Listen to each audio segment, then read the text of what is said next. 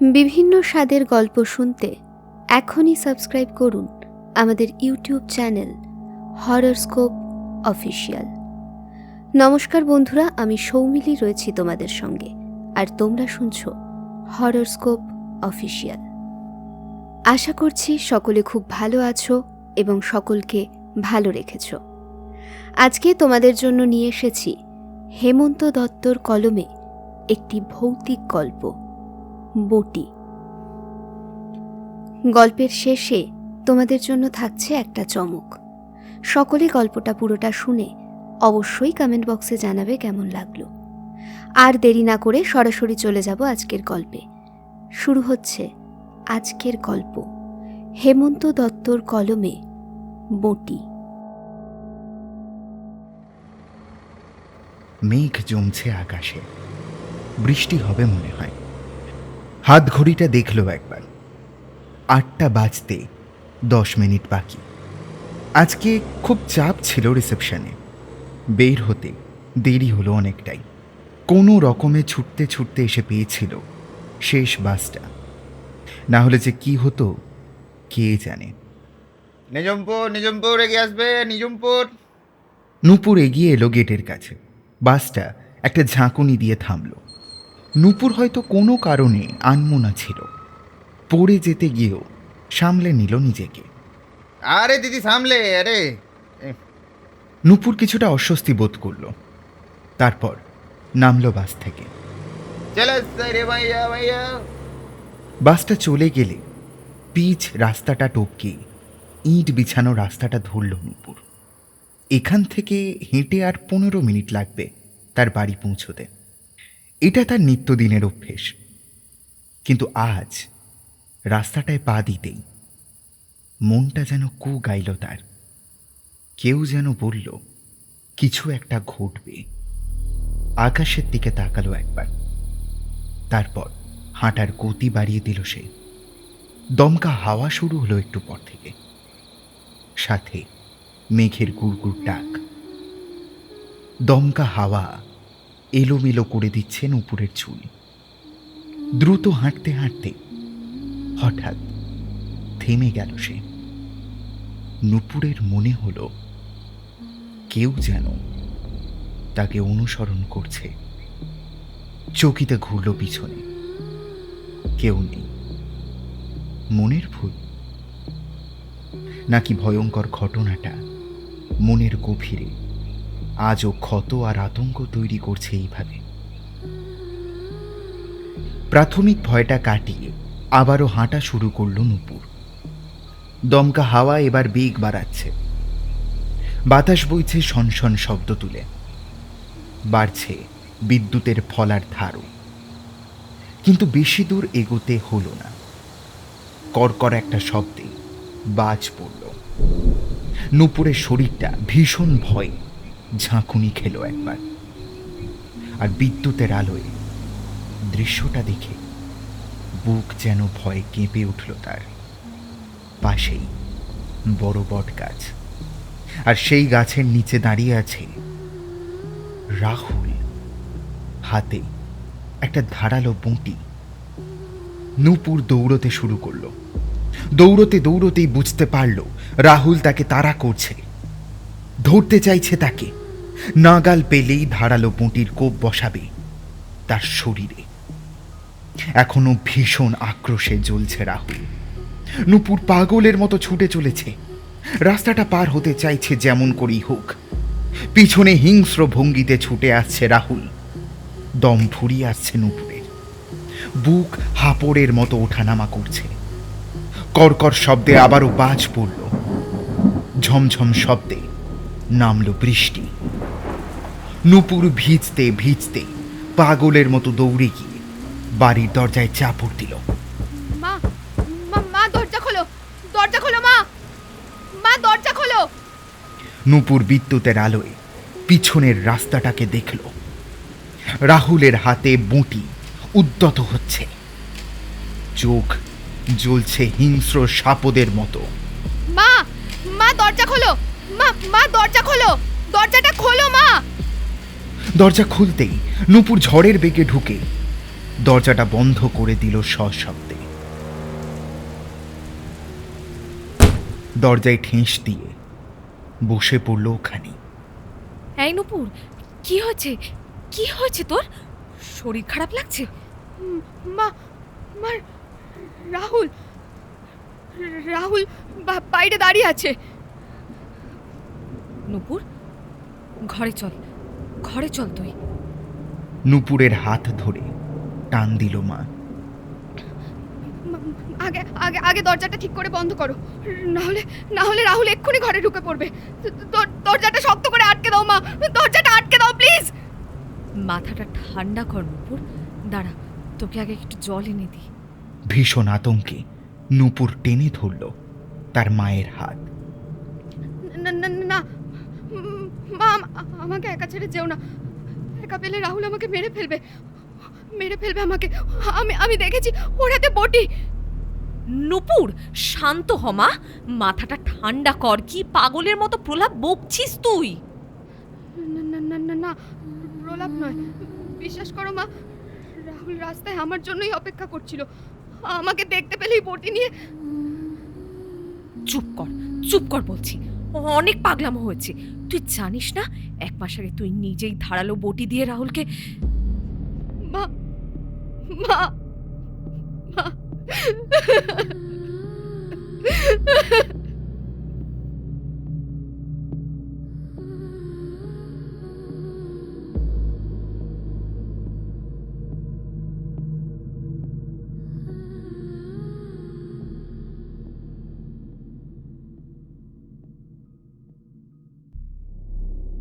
টেবিলের উল্টো দিকে বসেছিল অগ্নি।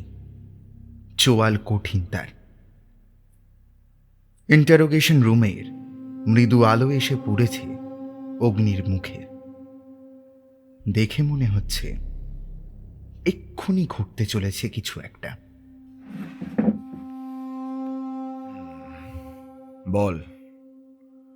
বল মালটা কোথায় রেখেছিস? ভালো ছেলের মতো বলে দে, তুইও বাঁচবি আর আমাদেরও সময় বাঁচবে। বল।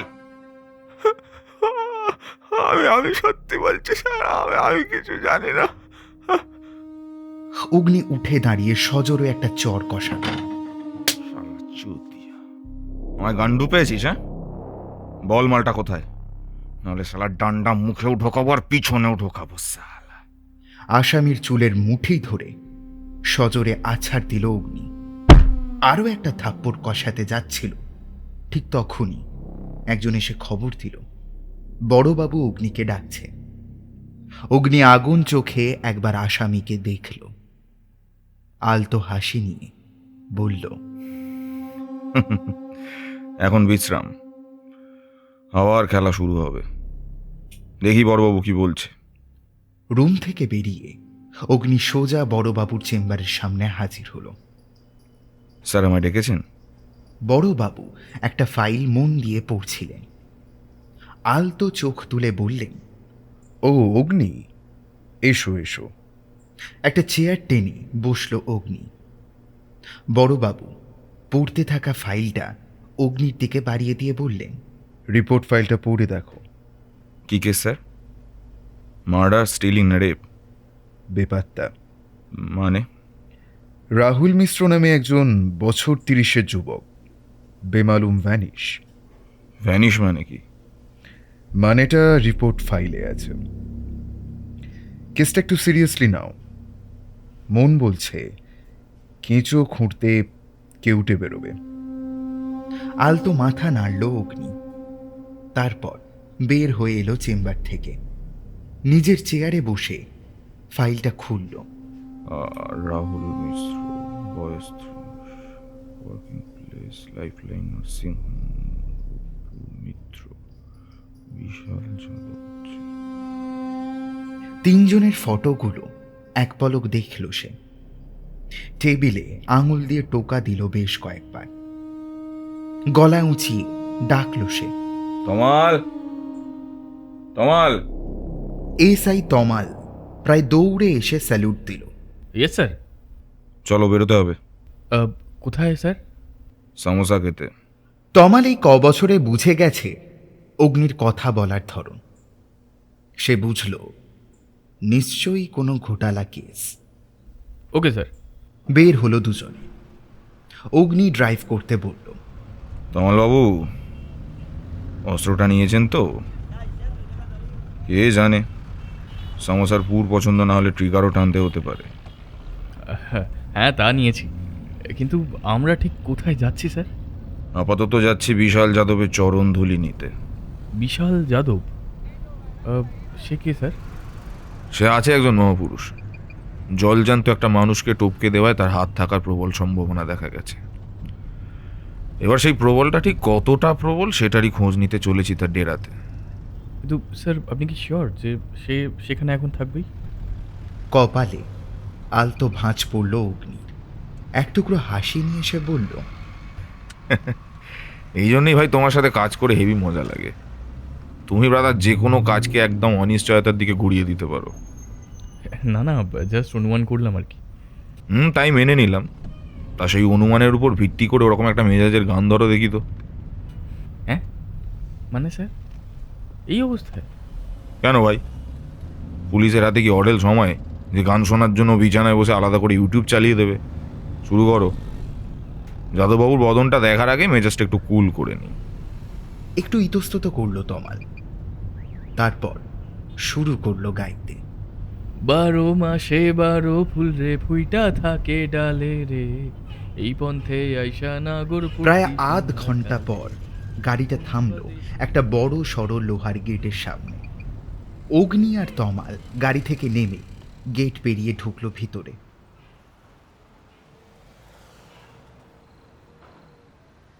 সামনে প্রশস্ত মাঠ, সেখানে বেশ কিছু লরি দাঁড়িয়ে।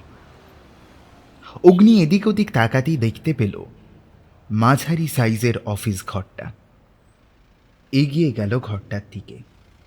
কাঁচের দরজায় টোকা দিল একবার। বিশাল যাদব অফিসেই ছিলেন। দুজন পুলিশ অফিসারকে দেখে এক মুহূর্ত থমকে গেল সে। দ্রুত নিজেকে গুছিয়ে নিয়ে খুলে দিল দরজাটা। কি ব্যাপার? একটু খোঁজ খবর নিতে এলুম। বলুন, কিসের খোঁজ? রাহুল মিশ্রের। যোগাযোগ নেই। কি যে বলেন যাদববাবু, রিপোর্ট তো বলছে মাসখানেক আগেই আপনার সাথে কিছু নিয়ে একটা ঝামেলা হয়েছিল ওর। এমনকি ব্যাপারটা হাতাহাতি পর্যন্ত পৌঁছে যায়। সবই যখন জানেন তখন এখানে এসে সরকারি টাকা আর আমার সময় কেন নষ্ট করছেন? নষ্ট করছি না নষ্ট আমি করছি সেটা সরকার বুঝে নেবে। এবার বলুন তো, তা কোথায় গায়েব করলেন রাহুল মিশ্রকে? এই শালা মাদাত! আজ বিকেলের মধ্যে টাকাটা যেন টেবিলে পৌঁছয়, নাহলে শালা শোরের বাচ্চা খাল খিঁচে নেব। ফোনটা হট করে কেটে দিল সে। চেয়ার ছেড়ে উঠে বলল, আমাকে এক্ষুনি বেরোতে হবে। আপনারা পড়ে আসুন। আর হ্যাঁ, এরপর যখন আসবেন ওয়ারেন্ট নিয়ে আসবেন। এখন কাটুন। অগ্নি আর তমাল উঠে পড়ল। একটা ধারালো হাসি নিয়ে অগ্নি বলল, হ্যাঁ হ্যাঁ, ওয়ারেন্ট আর হ্যান্ডকাপ দুটোই নিয়ে আসবো, কোনো চিন্তা করবেন না যাদববাবু। তারপর দরজা খুলে বাইরে বের হয়ে এলো।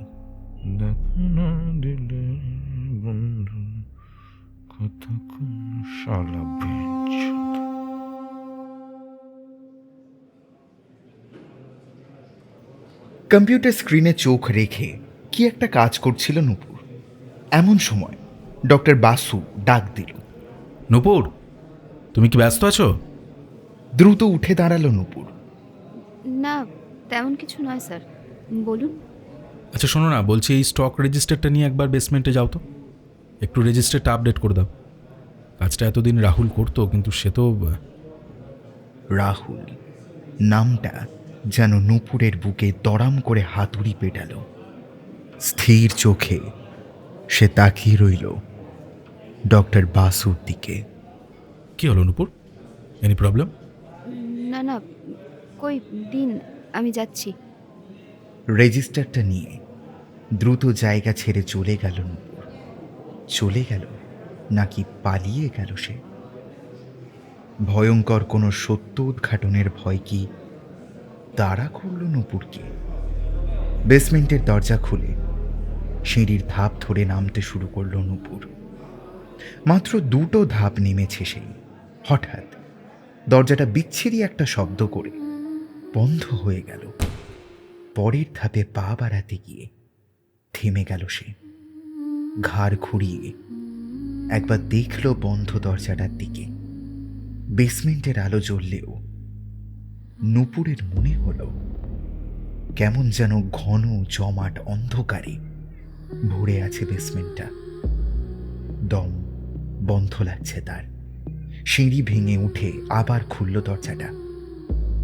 তারপর সিঁড়ি টপকে নামল নিচে। সার সার অক্সিজেন সিলিন্ডার আর মেডিকেল কিটের বাক্স। রেজিস্টার ধরে স্টক মেলাতে লাগলো সে। হিসেব লিখল খাতায়। এগিয়ে গেল কোণের দিকে। কোণের দেওয়ালে যে টিউবটা আছে সেটা হঠাৎ চিরিক চিরিক করে নিভে গেল। জায়গাটা ভরে গেল একটা আলো ছায়ায়। নূপুর কিছুটা অস্বস্তি নিয়ে এগিয়ে গেল সেদিকে। কিন্তু তার মনে হলো এই বেসমেন্টে সে ছাড়াও আরো কেউ আছে। কিন্তু কে সে? কে কে আছো এখানে? কোনো উত্তর এলো না। নূপুর এদিক ওদিক তাকালো সব হয়। বাকি টিউবগুলো চিরিক চিরিক করে কেঁপে উঠল একসাথে। দরজাটা আবারও বন্ধ হলো। নূপুরের বুকটা দুলে উঠল অজানা এক ভয়ে। তার মন দারুণভাবে বুঝতে পারছে এখানে অবশ্যই কেউ একজন আছে। নিঃশব্দে সে হেঁটে গেল বেসমেন্টের আলো ছায়া ঢাকা মেঝেতে। কে কে আছো? উত্তর দাও। এবারেও কোনো উত্তর নেই। নূপুর উদ্ভ্রান্তের মতো এদিক ওদিক তাকালো। আর তখনই দেখল কোণের আলো ছায়ায় রাহুল দাঁড়িয়ে আছে। টিউবগুলো হঠাৎ চিরিক চিরিক করে কাঁপতে কাঁপতে নিভে গেল। না! দৌড় দিল নূপুর সিঁড়ির দিকে। রাহুল এগিয়ে এসে টেনে ধরল নূপুরের পা। টান দিল হ্যাঁচকা। নূপুর হুড়মুড়িয়ে পড়ে গেল নিচে। ছিটকে পড়ল রেজিস্টার খাতা। না, চলে যাও, চলে যাও তুমি।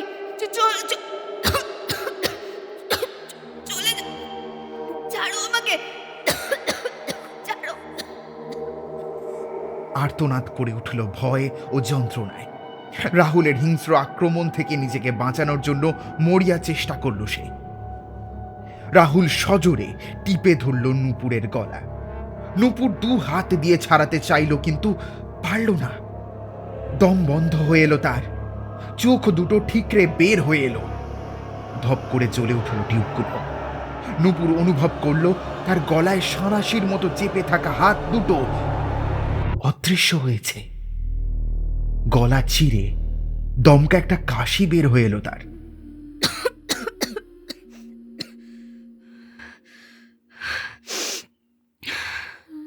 মুখ হাঁ করে দম নিল একটু।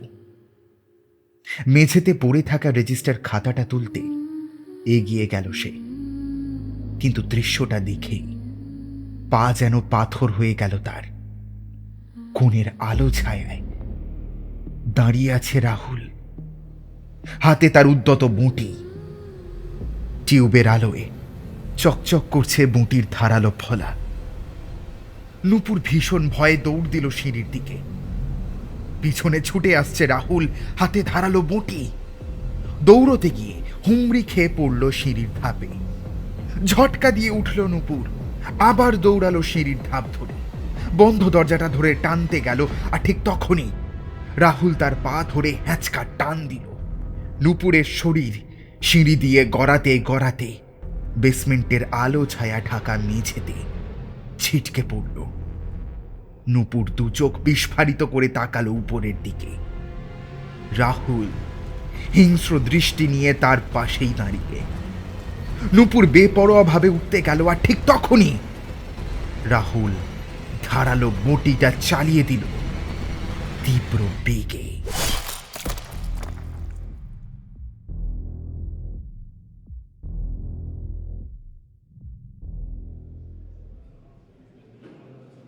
পুলিশের গাড়িটা যখন লাইফলাইন নার্সিংহোমের সামনে এসে দাঁড়ালো, তখন সন্ধ্যের আভা লেগেছে বাতাসে।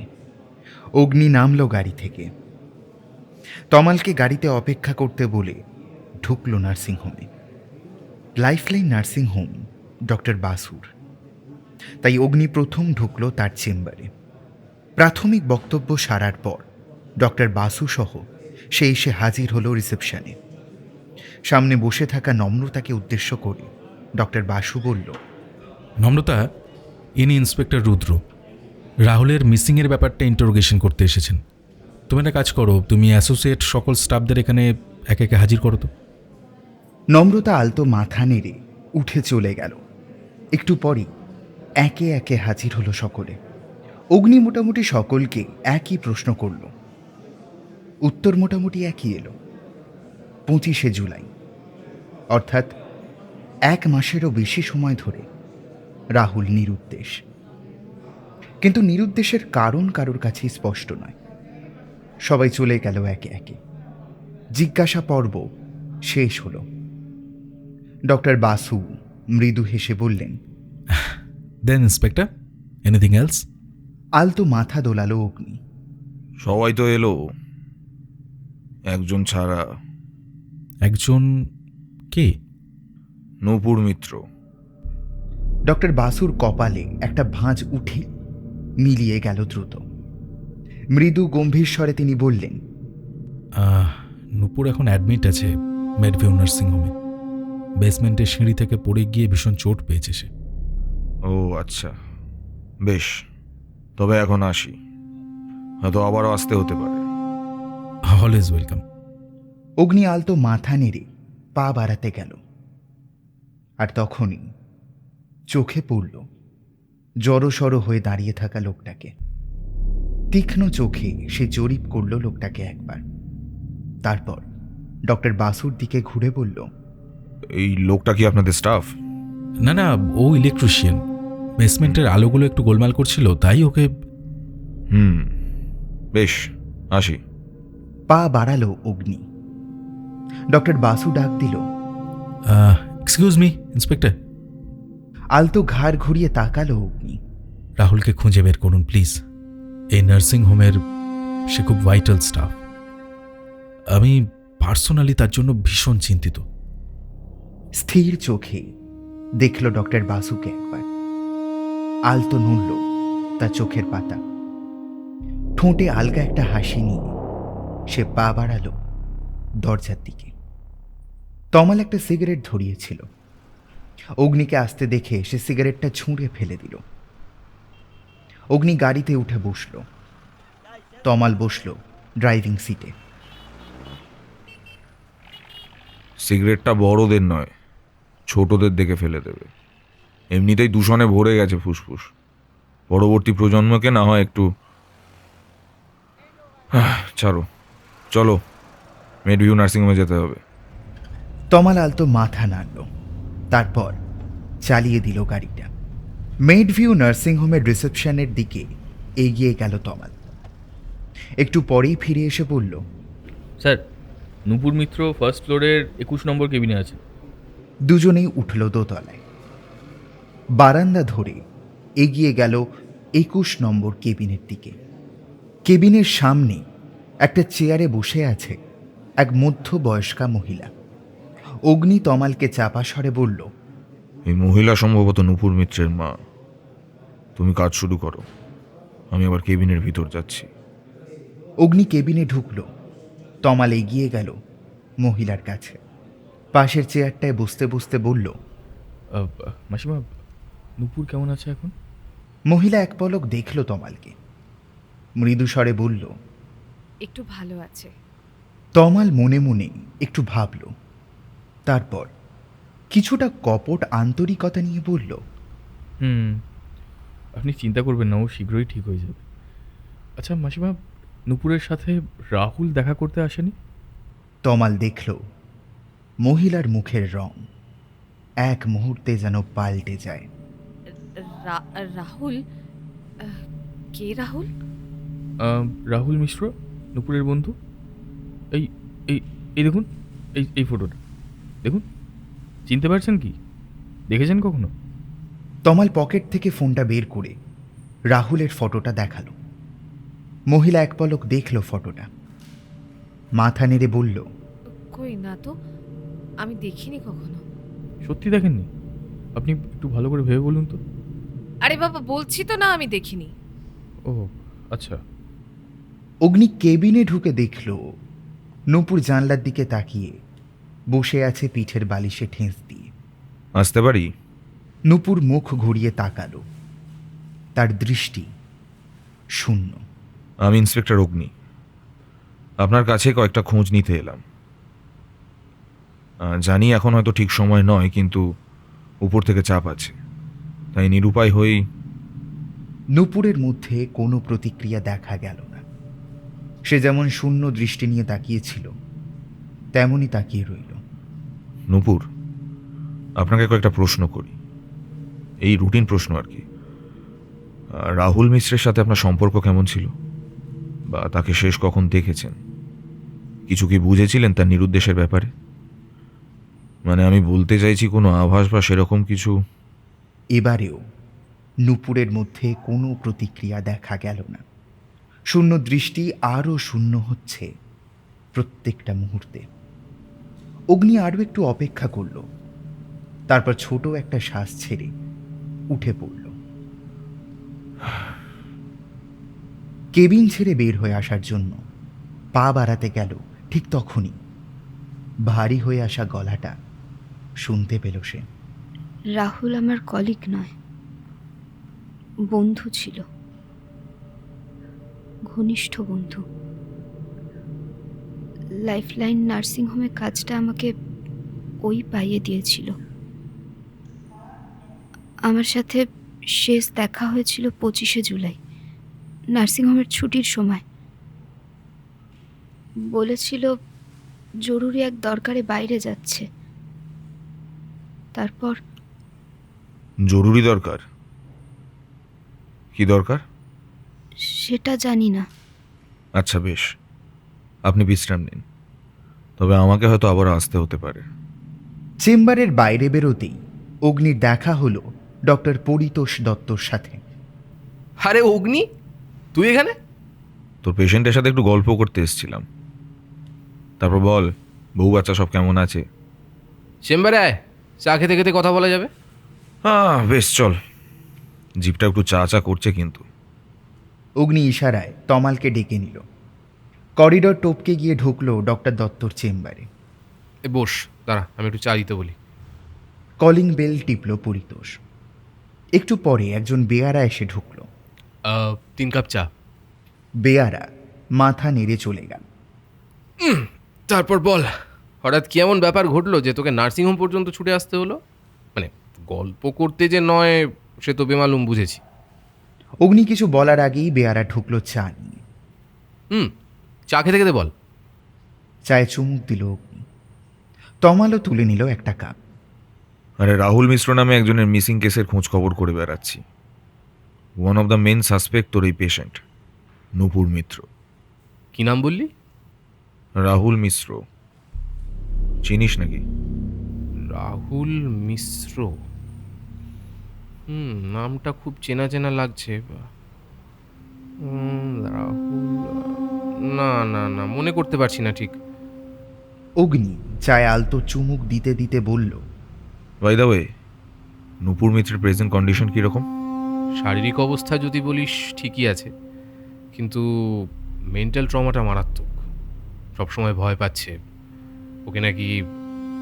ডক্টর দত্ত হঠাৎ থেমে গেল। অগ্নি আর তমাল অবাক চোখে তাকালো তার দিকে। হ্যাঁ, মনে পড়েছে। রাহুলের নামটা আমি নূপুরের মুখেই শুনেছি। ও মাঝে মাঝে চিৎকার করে উঠছে, রাহুল এসেছে, মা আমায় বাঁচাও, রাহুল আমায় মেরে ফেলবে। কিন্তু ওনার মা বললেন রাহুল নামের কাউকেই উনি চেনেন না। কোথাও একটা বড় গোলমাল আছে। বেশ, উঠি এখন।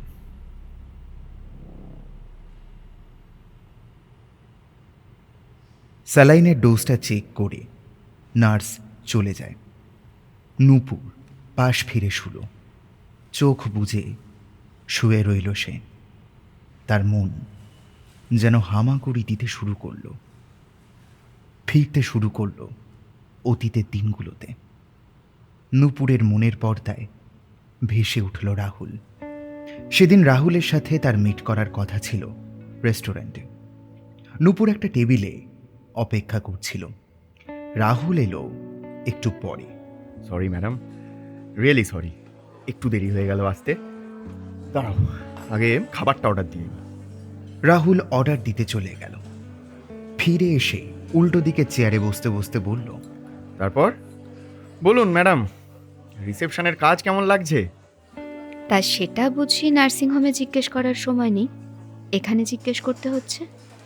আরে না না, এমনি জিজ্ঞেস করলাম। তা ডক্টর বাসু ওরকম বিরক্ত টিরক্ত করছে না তো? আবার আসলে নানান রকম কথা শোনা যায় তো ওনার ব্যাপারে।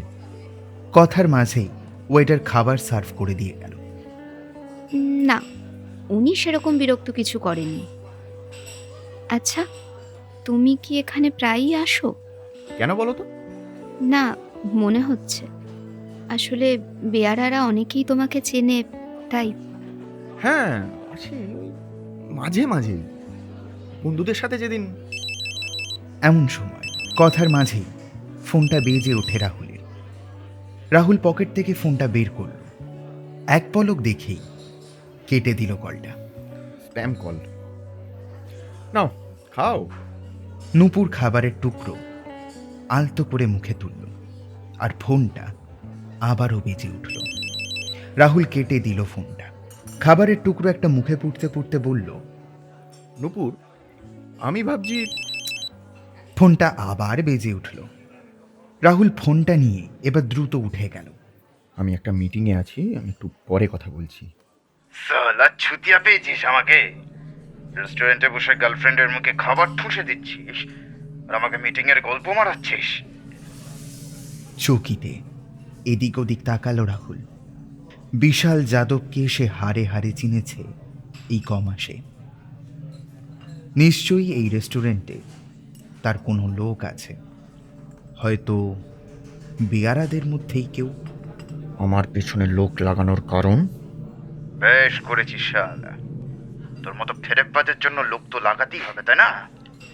মাল কোথায় বল? এখনো জোগাড় করতে পারিনি। সালা মজার,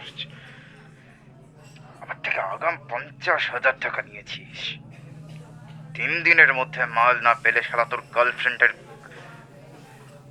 আরে ডাক্তার সাহেব ব্যবস্থা না করে দিলে আমি কি করতে পারি? সেটা তোর ল্যাটা, তুই বুঝবি। আমি মালটা যেন পাই। ফোনটা কেটে যায়। রাহুল দাঁতে দাঁত চেপে দাঁড়িয়ে রইল এক মুহূর্ত। তারপর ফিরে এলো টেবিলে। কে ফোন করেছিল? ওই ওই বন্ধুরা ফোন করেছিল, একসাথে রাতে বসবে আর কি। তুমি এত ঘামছো কেন? ও ঘামছি না, এসিটা মনে হয়।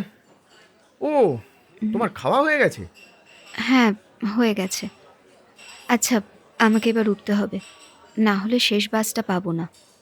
আরে বসো, আমি বাইক নিয়ে এসেছি, তোমাকে ঠিক পৌঁছে দেবো। কোথায় পৌঁছে দেবে?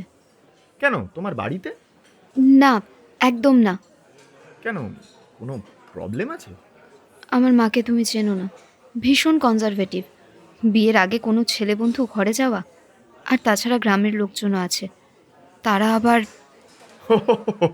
আচ্ছা আচ্ছা, ঠিক আছে ঠিক আছে, আমি না হয় বাড়ি পর্যন্ত যাব না, তার আগেই কোথাও একটা সুবিধা মতো জায়গায় নামিয়ে দেবো তোমায়। এখন একটু বসো তো এখানে। অগত্যা বসতে হলো নূপুরকে। আরও একটু পর তারা বের হলো রেস্টুরেন্ট থেকে। কিন্তু বাইরে বেরিয়ে বিপদে পড়ল নূপুর।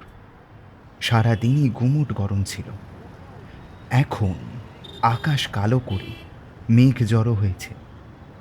যে কোনো মুহূর্তে ঝড় উঠবে। নূপুর আকাশের দিকে তাকালো, কপালে চিন্তার ভাঁজ।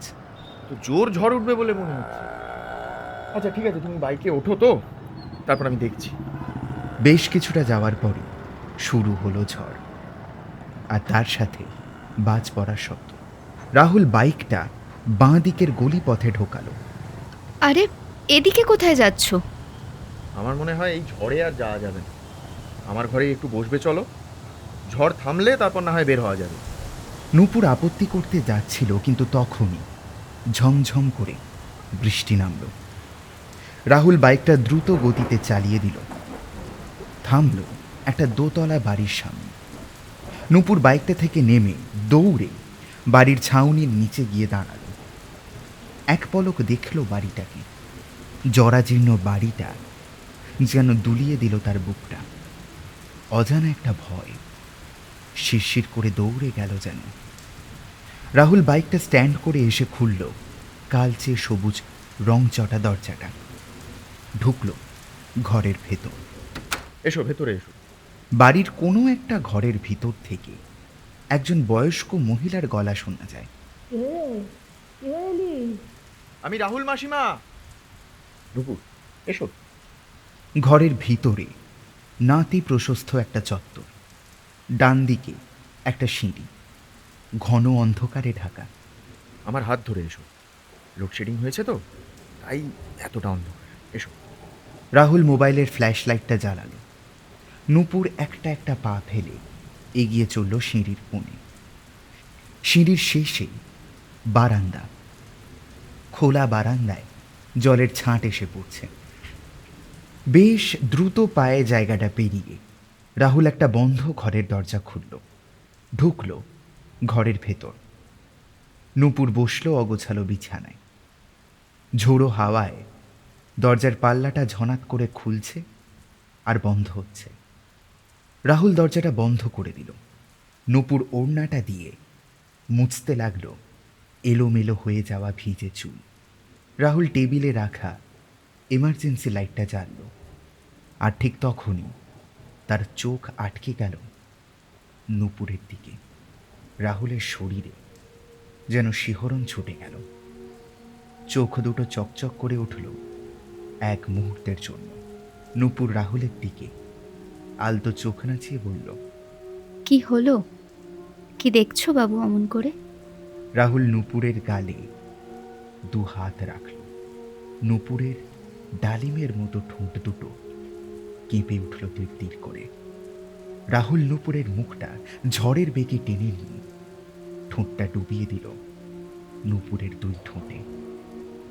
নূপুর দু হাতে শক্ত করে চেপে ধরল রাহুলের উন্মত্ত শরীর।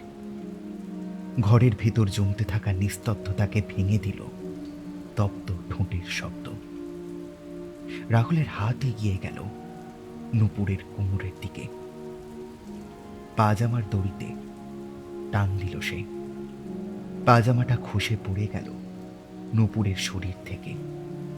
আর ঠিক তখনই দরজাটা দড়াম করে খুলে গেল। দমকা হাওয়া ঢুকল ঘরের ভিতর খোলা দরজা দিয়ে। চকিতে রাহুল ঘুরে তাকালো। বুঝল তখন ঠিকমতো দরজাটা দেওয়া হয়নি। দমকা হাওয়ায় খুলে গেছে সেটা। রাহুল এগিয়ে গেল দরজাটা বন্ধ করতে। তখনই শুনতে পেল সিঁড়িতে পায়ের শব্দ। ও শালা, এটা না। গজগজ করতে করতে বেরিয়ে গেল রাহুল। নূপুর দ্রুত পোশাক পরল। রাহুল ফিরে এলো একটু পরে। বুড়িটা এসেছিল হয়তো কিছু জানতে। রাহুল বুঝিয়ে সুঝিয়ে তাকে ফেরত পাঠিয়ে দিয়েছে। বৃষ্টি তো এখনো পড়ছে। তুমি এক কাজ করো, আর একটু বসো, আমি ফ্রেশ ট্রেশ হয়ে একটু চা করে আনছি। রাহুল ওয়ালেট, ফোন, ঘড়ি বিছানায় খুলে রেখে বাথরুমে ঢুকল। নূপুর এগিয়ে গেল জানলার দিকে। বন্ধ জানলাটা খুলে বাইরেটা একবার দেখতে চাইল সে। আর তখনই বিছানায় পড়ে থাকা রাহুলের ফোনটা ফ্ল্যাশ করল। একটা মেসেজ। কিছুটা অনাগ্রহ ভরেই তাকালো নূপুর, কিন্তু মেসেজের কথাগুলো যেন তার চোখের তারায় তীরের ফলার মতো আটকে গেল। বুকের ভেতরটা ধক করে উঠল তার। কোনো এক ডক্টরের মেসেজ। তাতে লেখা, পায়রা কি খাঁচায় ঢুকেছে নাকি এখনো দানা খাচ্ছে? ভীষণ আতঙ্কে নূপুরের চোখ যেন আপনা হতেই বন্ধ হয়ে গেল। একটু পরেই নিজেকে থিতু করল সে। বাকি মেসেজগুলো পড়তে চাইল। Screen pattern lock. এলোমেলো প্যাটার্ন টানলো কাঁপা কাঁপা হাতে। না, খুলছে না। আরও একবার চেষ্টা করতে গেল, কিন্তু তখনই দেখল ম্যাডাম, ম্যাডাম। নার্সের ডাকে চমক ভাঙল নূপুরের।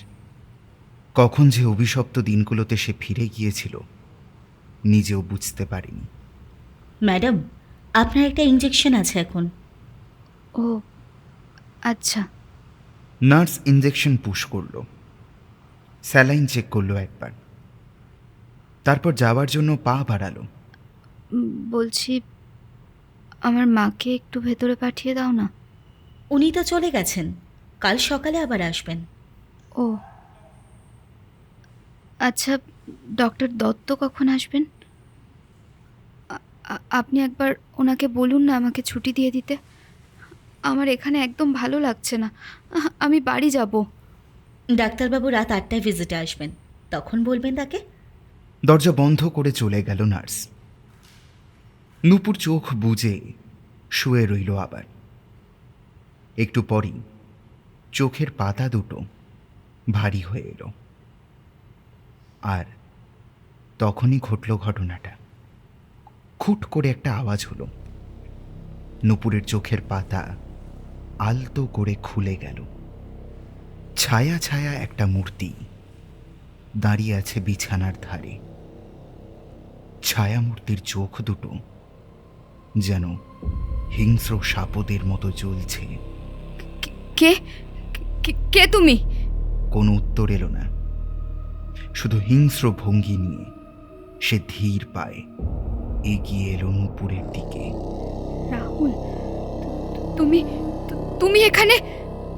ভীষণ ভয়ে নূপুর বিছানায় উঠে বসল। রাহুল এগিয়ে এসে টেনে ধরল নূপুরের চুলের মুঠি। হঠাৎ সব অন্ধকার, লোডশেডিং। নূপুর ভীষণ আতঙ্কে চিৎকার করে উঠল, মা, মা বাঁচাও, বাঁচাও, রাহুল আমাকে মেরে ফেলবে। নার্স, নার্স, ডাক্তারবাবু কোথায় আপনারা? নূপুর লাফ দিয়ে পালাতে চেষ্টা করল।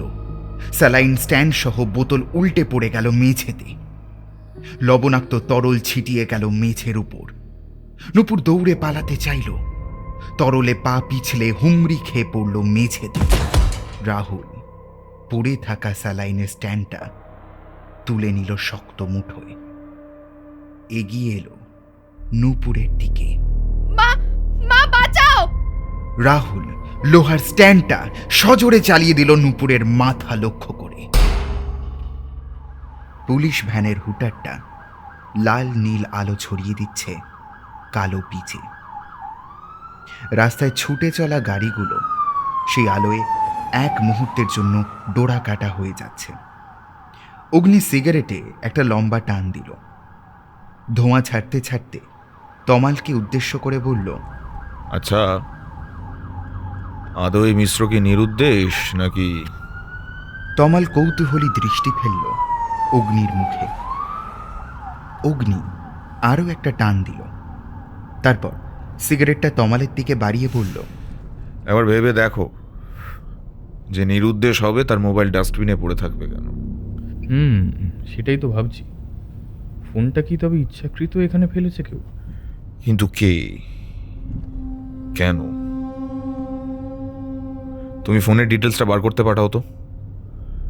আমি আরেকবার যাব বিশাল যাদব আর নূপুরকে মিট করতে। বড়বাবুর মতো আমারও মনে হচ্ছে কেঁচো নয়, কেউটেই আছে মাটির তলায়। শুধু ঠিক জায়গা দেখে খুঁড়ে দেখতে হবে। আমি কি একবার তবে বিশাল যাদবের অফিসে যাব? হ্যাঁ, সে নামে যাবে, তবে তার আগে চলো একটা রেস্টুরেন্টে যাই, একটু এনার্জি নিতে হবে। তমাল গাড়িটা ড্রাইভ করে নিয়ে গেল মিত্র কেবিনে। রেস্টুরেন্টে ভিড় বিশেষ নেই, শুধু কোণের একটা টেবিলে দুজন বসে আছে। অগ্নি চেয়ার টেনে বসতে বসতে বলল, মদ চলে? না স্যার, আমারও সব চলে না। আমারও চলে না। বেয়ারা এসে অর্ডার নিয়ে চলে গেল। তমাল কিছু একটা ভাবলো, তারপর মৃদু স্বরে বলল, আচ্ছা স্যার, বলছি ওই রাহুল মিশ্রকে আদৌ খুঁজে পাওয়া যাবে? অগ্নি একবার ভ্রু কুঁচকে তাকালো তমালের মুখের দিকে। তারপর হেসে ফেলল। কি হলো স্যার, আসছেন কেন? ওই যে বলছিলাম, তোমার সাথে কাজ করার মজাটাই আলাদা। তুমি যে কোনো ব্যাপারকে ঠিক অনিশ্চিত করে দিতে পারো। না মানে ওই মনে হলো যে যদি নিরুদ্দেশ বা মার্ডার হয়ে যায় তখন। একেবারে মার্ডার বলছো? হ্যাঁ, সে সম্ভাবনা প্রবল। সালা কেন জানি না মনে হচ্ছে নূপুর মিত্র, বিশাল যাদব আর ডক্টর বাসু সবাই খুব ঠান্ডা মাথায় গেম খেলছে আমাদের সাথে। বেয়ারা হুইস্কির বোতল, গ্লাস আর 1 প্লেট চিকেন কষা দিয়ে গেল। তমাল চোখ একটু বড় বড় করে দেখল বোতলটা। অগ্নি হুইস্কি ঢাললো 2 গ্লাসে। স্যার আপনি চলে না বললেন যে? অগ্নি টপাক করে গ্লাসটা মুখে ঢেলে বলল, চলে না, দৌড়োয়। নাও, তুমি মেরে নাও। ইয়ে মানে স্যার। শোনো ব্রাদার, মজদুরকে খোদো না, ছেলের বাপকে শিখিও না। নাও, টপাক করে মেরে দাও। অনেক ছোটাছুটি করতে হবে, একটু এনার্জি নিয়ে নাও। তমাল গ্লাস তুলে একটা চুমুক দিতে গেল, আর ঠিক তখনই দেখতে পেল বিশাল যাদবকে। রেস্টুরেন্টের ভিতরে ঢুকছে সে। স্যার স্যার এই দেখুন আপনার মহাপুরুষ। অগ্নি দেখল বিশাল যাদব ফোন করতে এগিয়ে গেল। ফোনে মত্ত বলে খেয়াল করেনি তাদের। বিশাল অর্ডার দিয়ে টেবিলে না বসে এগিয়ে গেল ওয়াশরুমের দিকে। ভাই তুমি চালাও, আমি এক্ষুনি আসছি। অগ্নি সাবধান অথচ দ্রুত পায়ে এগিয়ে গেল ওয়াশরুমের দিকে। বন্ধ দরজায় কান পাতল। শুনতে পেল যাদব বলছে, আরে বললাম তো ঠিক পেয়ে যাবে। শালা শুয়োরের বাচ্চাটা টাকা নিয়ে যে কোথায় গায়েব হলো। সবই বুঝছি। কিডনি জোগাড় করা তো সোজা কাজ নয়। ব্লাড গ্রুপ ম্যাচ করতে হবে, অনেক ব্যাপার আছে। ডক্টর সাহেব চেষ্টা করছেন, একটা প্রবলেম চলছে। আমাকে কয়েকটা দিন। খুট করে খুলে গেল দরজাটা, আর দরজার সামনে অগ্নিকে দেখে এক মুহূর্ত থমকে গেল বিশাল। কিন্তু দ্রুত নিজেকে সংযত করে নিল সে। অগ্নিকে প্রায় অগ্রাহ্য করেই এগিয়ে গেল। অগ্নি ডাক দিল, এই যে যাদব বাবু, একটু দাঁড়িয়ে যান। বিশাল দাঁড়ালো। এগিয়ে গেল অগ্নি। তীক্ষ্ণ চোখে জরিপ করল যাদবকে। আমার একটা উপকার করতে হবে আপনাকে। আমার একটা কিডনি লাগবে, একটু কি ব্যবস্থা করুন। যাদব সজোরে ধাক্কা দিল অগ্নিকে। অগ্নি একটু দূরে সরে গেল। যাদব দৌড় দিল উল্টো দিকে। তমাল, শুয়োরের বাচ্চাটা পালাচ্ছে। তমাল ঝটকা দিয়ে উঠল, ঝাঁপিয়ে পড়ল ছুটন্ত যাদবের উপর। হুড়মুড়িয়ে পড়ল দুজনেই পাশের টেবিলটায়। টেবিল থেকে প্লেট, বাটি সমস্ত কিছু উল্টে পড়ল। অগ্নি ছুটে এসে চেপে ধরল যাদবকে মেঝের উপর। উপস্থিত মানুষগুলো যেন এক মুহূর্তের জন্য পাথর হয়ে গেছে এই ঘটনায়। ছাড় আমাকে, নাহলে কিন্তু কিচাইন হয়ে যাবে। সেটা দেখা যাবে, আগে তোর কিডনিটা বার করি, তারপর তোকে। কথাটা শেষ হওয়ার আগে যাদব সজোরে কামড় বসালো অগ্নির হাতে। অসতর্কতার সুযোগ পেতে যাদব সজোরে ধাক্কা দিল অগ্নিকে। তারপর ঝটকা দিয়ে উঠে দৌড় দিল। তমালও দৌড়ালো পিছনে। অগ্নি দেখল হাতে তালু বেয়ে রক্তের স্রোত নামছে। পকেট থেকে রুমালটা বের করে শক্ত করে বাঁধল, তারপর দৌড় দিল সে। তমাল, তমাল, গাড়ি চালু করো, শুয়োরের বাচ্চাটাকে আমি দেখছি। অগ্নি দৌড়ালো ভীষণ বেগে। যাদব রাস্তা টপকে ঢুকলো একটা গলি পথে। গলির মুখে একটা কল। সেখানে বাসন মাজছিল একজন মোটা সোটা মহিলা। যাদব বেশ কয়েকটা বাসন মারিয়ে দৌড়ে গেল। মহিলা খেঁকিয়ে উঠল, এই খানকির বাচ্চা, চোখের মাথা খেয়েছিস নাকি লো? অগ্নিও ঢুকলো গলির ভেতর। তমালের গাড়ি গলিতে ঢুকবে না, কিন্তু সে গাড়ি থেকে নেমে পাশের গলি পথটা ধরে উল্টো দিকে দৌড়াতে শুরু করলো যাদবকে ধরার জন্য। অগ্নি দৌড়াতে দৌড়াতে থামলো একবার। যাদবকে দেখা যাচ্ছে না কোথাও। পরিবর্তে উল্টো দিকে তমালকে দেখা গেল। অগ্নিকে দেখে কিছুটা ভ্যাবাচাকা খেয়ে গেল সে। স্যার যাদব? অগ্নি পিস্তলটা ধরল শক্ত মুঠোয়, পা টিপে টিপে এগিয়ে গেল। আর ঠিক তখনই শক্ত একটা লোহার রড তীব্র বেগে আঘাত করলো তমালের মাথায়। তমাল মাথাটা সরিয়ে নিতে গেল। রডটা আঘাত করলো বাঁ দিকের কানটার উপর। ফিনকি দিয়ে বেরিয়ে এলো রক্ত। যাদব রডটা ফেলে আবারও দৌড়ালো। অগ্নি ছুটে এলো তমালের দিকে। তমাল, ইউ ওকে? আমি ঠিক আছি স্যার, আপনি আপনি আগে ওই শয়তানটাকে ধরুন। অগ্নি দৌড়ালো। যাদব দ্বিতীয় গলিটা ধরেছে এখন। এটা পার হলে বড় রাস্তায় পৌঁছে যাবে, তারপর একেবারে নাগালের বাইরে। অগ্নি দৌড়াতে দৌড়াতে ট্রিগার টানল। গুলি যাদবের পাশ দিয়ে গিয়ে উল্টো দিকের বাড়ির দেওয়ালে বিঁধল। যাদব দাঁড়িয়ে গেছে ভয়। অগ্নি ছুটে গিয়ে সজোরে ঘুষি মারল যাদবের মুখে, একবার, দুবার, বারবার। চল শালা, শ্বশুর বাড়িতে জামাই ষষ্ঠীর একটা আয়োজন করা আছে। শালা বেঞ্চোদ। শুনছিলেন হেমন্ত দত্তর কলমে মোটি। কেমন লাগলো আজকের গল্প? আজকের গল্প পাঠ রক্তিম। গল্পের সূত্রধর আমি সৌমিলি। অন্যান্য চরিত্রে অভিষেক, রক্তিম, স্পন্দন, রণদীপ নন্দী, আর্য, তৃষা, সায়ন্তন, রুবিনা এবং আমি সৌমিলি। শব্দগ্রহণ রিম্পা, আবহ অভিষেক, প্রচ্ছদ রৌনক, স্ক্রিপ্টিং অনিন্দিতা, পরিবেশনা ও পরিচালনায় টিম হররস্কোপ। আমরা খুব তাড়াতাড়ি ফিরছি আমাদের পরবর্তী উপস্থাপনা নিয়ে। ততদিন সবাই ভালো থাকবেন, সকলকে ভালো রাখবেন। শুভরাত্রি।